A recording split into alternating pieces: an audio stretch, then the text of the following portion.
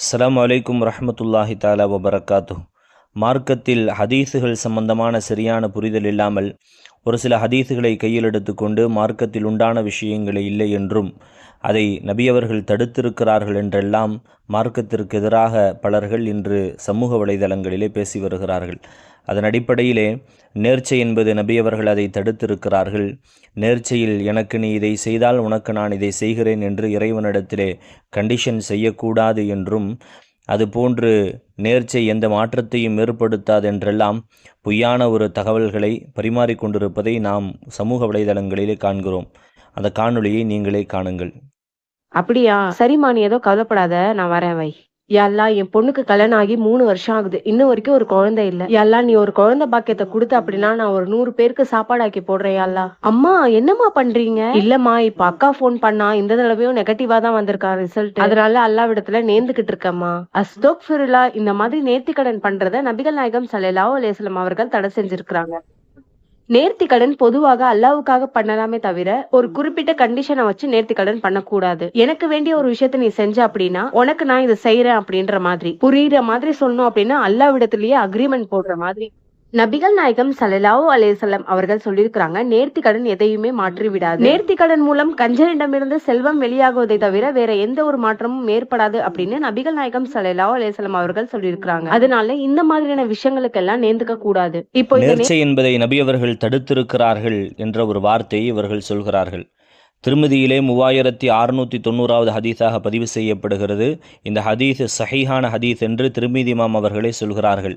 ஒரு கருப்பணத்தைச் சேர்ந்த பெண்மணி நபியவர்களிடத்திலே வந்து சொல்கிறார்கள், நாயகமே யா ரசூலல்லாஹ், உங்களை அல்லாஹ் நல்ல விதத்திலே போரிலிருந்து திருப்பி அனுப்பிவிட்டால், நல்ல நிலையில் நீங்கள் போரிலிருந்து திரும்பி வந்துவிட்டால், உங்களுக்கு முன்னால் நான் தஃபடிப்பதாகவும் பாட்டு பாடுவதாகவும் நேர்ச்சை செய்திருக்கிறேன் என்று நபியவர்களிடத்திலே சொல்ல, நபியவர்கள் சொல்வார்கள், இன்குந்தி நதர்த்தி, நீங்கள் அப்படி நேர்ச்சை செய்திருந்தால் உங்களுடைய நேர்ச்சியை நீங்கள் நிறைவேற்றி விடுங்கள் என்பதாக கண்மணி நாயகம் ஸல்லல்லாஹு அலைஹி வஸல்லம் அவர்கள் சொன்ன ஹதீஸை திருமிதி இமாம் தன்னுடைய கிதாபிலே 3690வது ஹதீஸாக பதிவு செய்து காட்டுகிறார்கள். இப்போ இதில் கண்டிஷன் அவங்க வைக்கலையா? அல்லாஹ் உங்களை நல்ல நிலையில் அனுப்பினால் நான் தஃபடிக்கிறேன், பாட்டு பாடுகிறேன் நேர்ச்சை செஞ்சிருக்கிறாங்க. நபி அவர்கள் அதை செய்ய சொல்லியிருக்கிறார்கள். இன்னும் ஹதீஸுகளை நாம் கொஞ்சம் தெளிவாக தேட ஆரம்பித்தோம் என்று சொன்னால், நபி ஸல்லல்லாஹு அலைஹி வஸல்லம் அவர்கள் ஹஸரத் உமர் இப்னுல் கத்தாப் ரலியல்லாஹு அன்ஹு அவர்களிடத்திலே சொல்லி காட்டுவார்கள். புகாரியிலே 2032வது ஹதீஸ், 2042வது ஹதீஸ், 6697வது ஹதீஸ். உமர் ரலியல்லாஹு அன்ஹு அவர்கள் ஐயாமுல் ஜாஹிலியா, மடமை காலத்திலே மஸ்ஜிதுல் ஹராமிலே இஅ்திகாஃப் இருப்பதாக நேர்ச்சை செய்வார்கள். நபி ஸல்லல்லாஹு அலைஹி வஸல்லம் அவர்கள் சொல்வார்கள், அந்த நேர்ச்சியை நீங்கள் நிறைவேற்றி விடுங்கள் என்பதாக சொன்னதாக நான் மேல் சொன்ன புகாரியிலே இந்த ஹதீஸ் பதிவு செய்யப்படுகிறது. அது மட்டுமல்ல, அல்லாஹு தாலா குர்ஆனிலே சொல்லி காட்டுகிறான். சூரத்து தஹர் 29வது ஜுஸுவிலே அல்லாஹு தாலா சொல்லி காட்டுகிறான், யூஃபூன பின் நதிரி வ யகாஃபூன யௌமன் கான ஷர்ருஹு முஸ்ததீரா. அந்த சுவனவாசிகள் எப்படிப்பட்டவர்கள் என்று சொன்னால், சுவனவாசிகளை பற்றி அல்லாஹ் பேசும்பொழுது வரிசையாக பேசிட்டு வருவான். சுவனவாசிகள் எப்படிப்பட்டவர்கள் என்றால், யூஃபூன பின் நதிரி, அவர்கள் நேர்ச்சைகளை நிறைவேற்றுவார்கள் என்று அல்லாஹ் பேசுகிறான். வயஹாஃபூன யௌமன், ஒரு நாளை அவர்கள் பயப்படுவார்கள், கான ஷர்ருஹு முஸ்ததீரா. அல்லாஹ் அப்படி அந்த நாளை பற்றி பேசுகிறான்.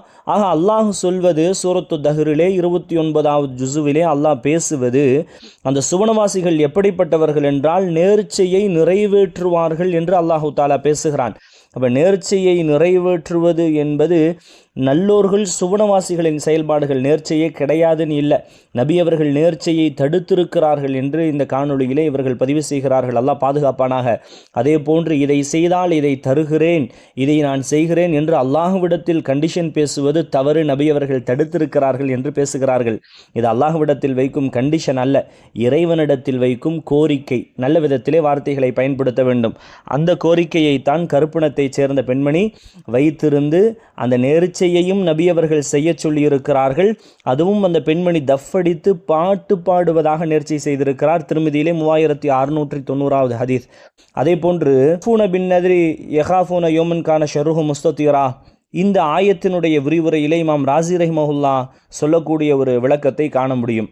ஹஸரத் இப்னு அப்பாஸ் ரலியல்லாஹு அன்ஹு அவர்கள் அறிவிக்கிறார்கள், ஹசன் ஹுசைன் ரலியல்லாஹு அன்ஹுமா இருவர்களுக்கும் காய்ச்சல் ஏற்பட்ட பொழுது, அவர்கள் உடல்நிலை சரியில்லாமல் ஆன பொழுது நபி அவர்களும் சில சஹாபாக்களும் சேர்ந்து அவர்களை நோய் விசாரிக்க சென்றார்கள், நலம் விசாரிக்க சென்றார்கள்.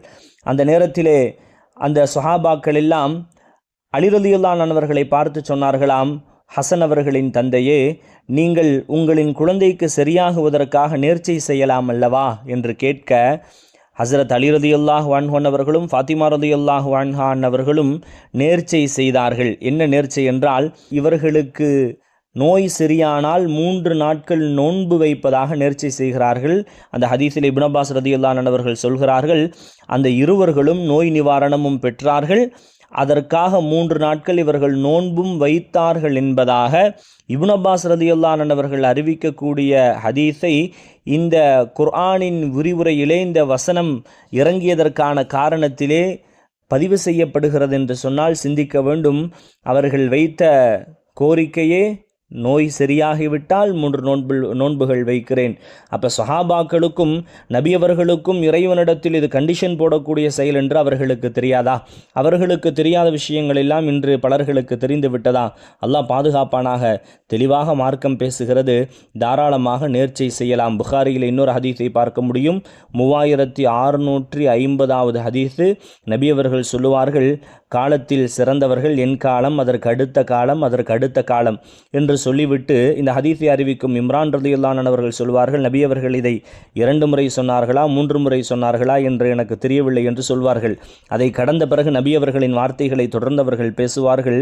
நபி அவர்கள் சொன்னார்கள், அந்த சிறந்த காலத்திற்கு பின்னால் ஒரு சும்ம யஜீஉ கௌமுன், ஒரு கூட்டம் வரும், என்துரூன, அவர்கள் நேர்ச்சை செய்வார்கள், ஆனால் வலா யூஃபூன, அந்த நேர்ச்சையை அவர்கள் நிறைவேற்ற மாட்டார்கள் என செய்த நேர்ச்சையை நிறைவேற்றாதவர்களை மோசமான காலத்தில் கட்டுப்பட்டவர்களாக கண்மணி ரசூலுல்லாஹி ஸல்லல்லாஹு அலைஹி வஸல்லம் அவர்கள் கூறினார்கள். ஆனால் நேர்ச்சைகளை நிறைவேற்ற வேண்டும்.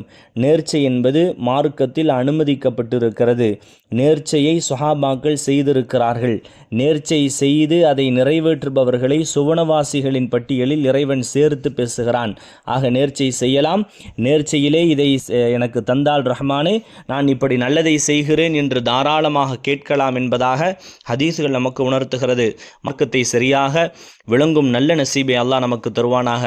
மார்க்கத்தை விளங்கும் ஆற்றலை எல்லா மக்களுக்கும் அல்லாஹ் தருவானாக. குறிப்பாக இது போன்ற தவறான பதிவுகளை பதிவு செய்பவர்களுக்கும் அல்லாஹு தாலா மார்க்கத்தை விளங்கச் செய்வானாக. அஸ்ஸலாமு அலைக்கும் வரஹ்மத்துல்லாஹி தஆலா வபரகாத்துஹு.